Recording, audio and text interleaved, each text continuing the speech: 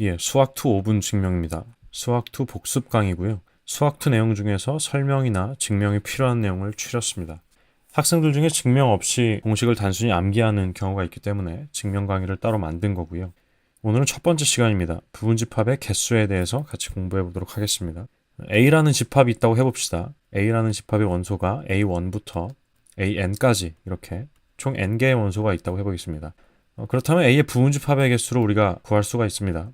2의 n승입니다. 이 n은 원소의 개수죠. 오늘은 이 2의 n승이 어디서 나왔는지를 한번 유도해 보도록 하겠습니다. 두 가지 방법이 있는데요. 첫 번째 방법은 수형도를 그리는 방법이 있고요.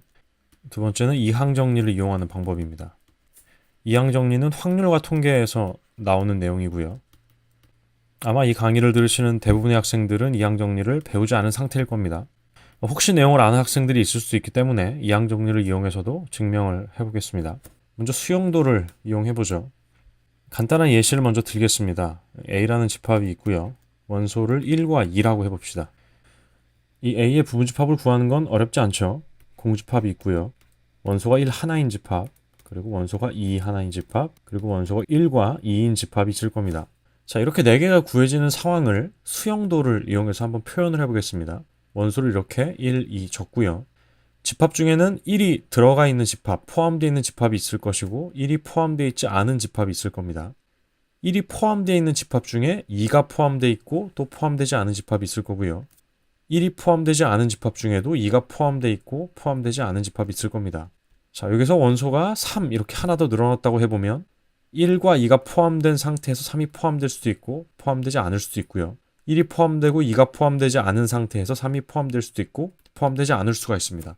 자, 그래서 여기서 우리가 알 수 있는 것은 원소가 하나 늘어날 때마다 부분집합의 개수는 2배가 된다는 거죠. 이렇게 2배가 되고요. 그래서 원소가 하나일 때는 부분집합은 2개고요. 원소가 2개일 때는 2배가 늘어나게 되죠. 원소가 3개일 때는 거기서 또 2배가 늘어나게 됩니다. 자, 그럼 일반화를 좀 시켜보면 원소가 n개라면 2가 몇 번 곱해져 있을까요? 2가 n번 곱해져 있겠죠. 그래서 원소가 n개일 때 부분집합의 개수가 2의 n승계가 되는 겁니다. 이번에는 이항정리를 이용해 봅시다. 집합 A가 A1부터 AN까지의 원소를 갖는다고 해봅시다. 이 A의 부분집합 중에서 공집합은 이렇게 표현이 됩니다.